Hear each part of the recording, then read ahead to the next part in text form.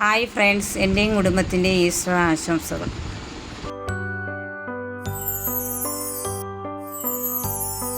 തലേക്കും ദിവസം 2 ഗ്ലാസ് അരി വെള്ളത്തിൽ ഇട്ടായിരുന്നു. ഉച്ചയ്ക്ക് 3 മണിയായപ്പോൾ ആട്ടി വെച്ച് രാവിലെ 7 മണിയായപ്പോഴാണ് വട്ടയപ്പം ഉണ്ടാക്കി.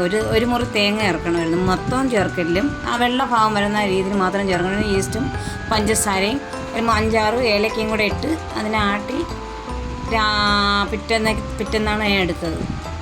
പിറ്റേന്ന് 7 മണിയായി ഇത് തയ്യാറാക്കിയത്. 3 രീതിയിലാണ് ഞാൻ ഉണ്ടാക്കിയത്. ആദ്യം ഞാൻ പ്ലെയിൻ ആയിട്ടാണ് ഉണ്ടാക്കിയത്. പിന്നെ രണ്ടാമത് ഞാൻ ഉണ്ടാക്കിയത് മുന്തിരി ചേർത്താണ് ഉണ്ടാക്കിയത്. ഒന്നാമതുണ്ടാക്കിയത് ഫ്രൂട്ടി ഇട്ടാണ് ഉണ്ടാക്കിയത്.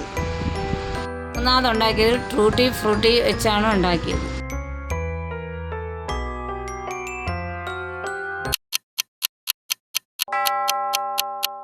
ഇതിൻ്റെ വീഡിയോ നേരത്തെ ഞാൻ ഇട്ടിട്ടുണ്ട്. അതുകൊണ്ടാണ് ഇപ്പോഴും ഡീറ്റെയിൽ ആയിട്ട് കൂടുതൽ കാണിക്കാത്തത്.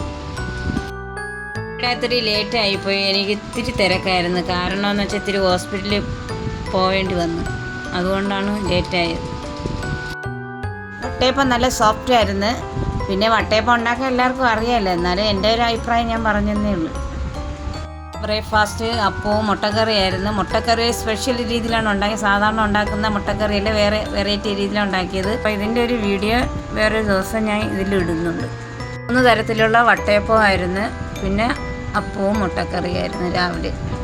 ഉച്ചയ്ക്ക് ബിരിയാണി ആയിരുന്നു. ഇതിൻ്റെ വീഡിയോ ഇതിന് മുമ്പ് ഞാൻ ഇട്ടിട്ടുണ്ട്.